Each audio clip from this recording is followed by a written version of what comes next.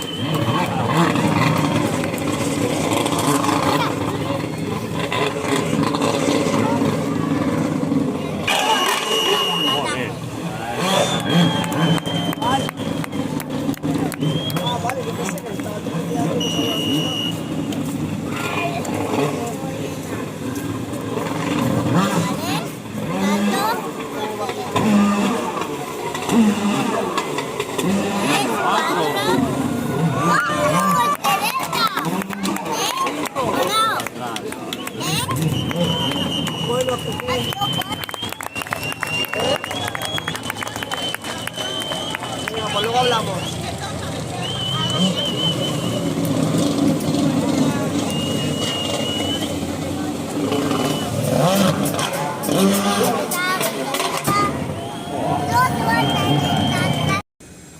हाँ जी दोस्तों, welcome back जनाब। तो आपने देख ही लिया होगा उसका समंदर का नज़ारा, जो मतलब कि जो रेसर हैं वो क्या कर रहे हैं, समंदर में अपना करतब दिखा रहे हैं, शो दिखा रहे हैं। शो लगा हुआ था इधर। तो मैं असल में ऊपर आज पुल के ऊपर नहीं जा पाया, क्योंकि वहाँ पे सिक्योरिटी अलर्ट है, तो वो किसी बंदे को ऊपर नहीं जाने देते। तो मैंने सोचा यार आज इधर नीचे ही बैठ के ना, मतलब कि या स्टोन पे पत्थरों पर बैठ के चलें, एक वीडियो बनाई जाए। तो जिसके बारे में इसकी जो एंट्री है इसकी मैक्सिको की, उसके हवाले से आपको बताया जाए। मेरे सामने असल में सूरज पड़ रहा है। तो आज हम बात करने वाले हैं वो। अच्छा, मैं आपको सबसे पहले तो ये बताऊंगा कि वो कौन कौन से वीज़ा हैं जिसको लेके आप मैक्सिको इंटर हो सकते हैं, और वो कौन सी रिक्वायरमेंट है जिसकी बेस पे आपको मैक्सिको में एंट्री मिल सकती है। सबसे पहले तो मैंने इनको मेल भी की थी दुबई में, मैक्सिको एम्बेसी में। तो मैंने उनसे पूछा भी था कि मैं कैसे इंटर हो सकता हूँ, तो वो बात मैं बाद में करूँगा। लेकिन पहले मैं बता देता हूँ आपको वो कौन कौन से वीज़ा आपके पास होने चाहिए। अच्छा, पहले तो आपके पास यूके का वीज़ा होना चाहिए, और दूसरा ये है कि जापान का वीज़ा होना चाहिए। तीसरा ये है कि शेंगन वीज़ा होना चाहिए। यूएसए तो कनाडा तो क्या करना है, मतलब कि होना तो वही चाहिए, वो भी चाहिए, लेकिन वो मिलेगा तो फिर किसी ने मैक्सिको जाके क्या करना है। ठीक है, तो बात यह है कि ये 5 वीज़े हैं, जापान, यूके और Schengen visa, USA, Canada visa. अगर आपके पासपोर्ट पे ये लगा हुआ है तो आप मैक्सिको में एंट्री कर सकते हैं, बगैर वीज़ा के आप मैक्सिको जा सकते हैं। आपके लिए जो मतलब कि वो जो रिक्वायरमेंट है उनकी एंट्री की, वो मैं आपको अभी बताता हूँ थोड़ी देर तक।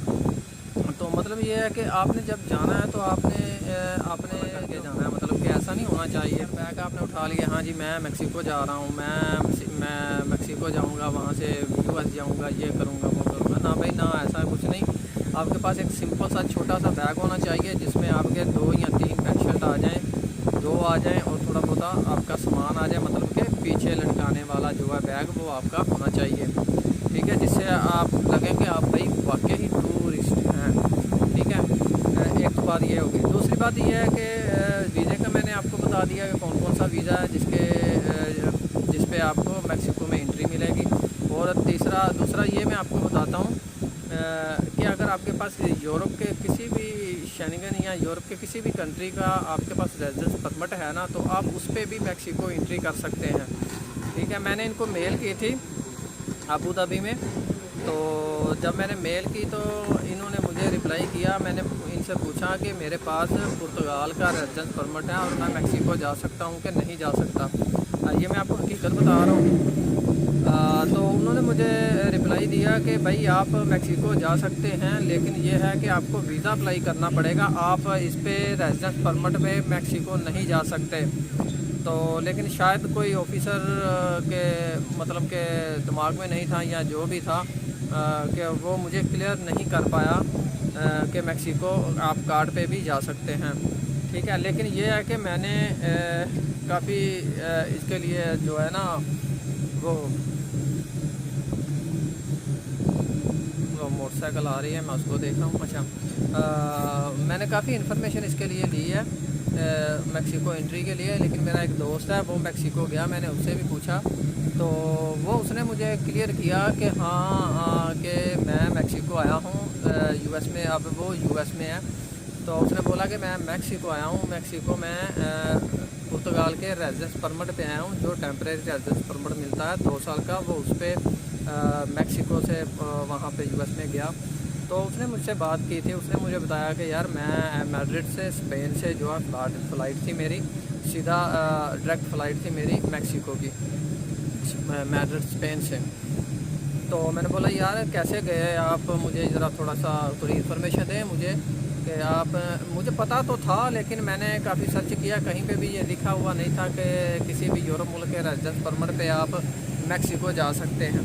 तो लेकिन वाकई ही ये हकीकत है कि आप मेक्सिको जा सकते हैं। ये देखें, सॉरी मैं आपको दिखाना चाहता हूँ, ये मेरे पीछे जो मोटरसाइकिल है समंदर की मतलब कि वो जो 2 बंदों वाली है स्पीड बोट जो जिसको बोलते हैं, वो अपना सामान जो है लेके, आज मुझे लगता है कि शूटिंग का ख़त्म हो रहा है, तो ये अपना सामान लेके अभी खिसकने वाले हैं यहाँ से।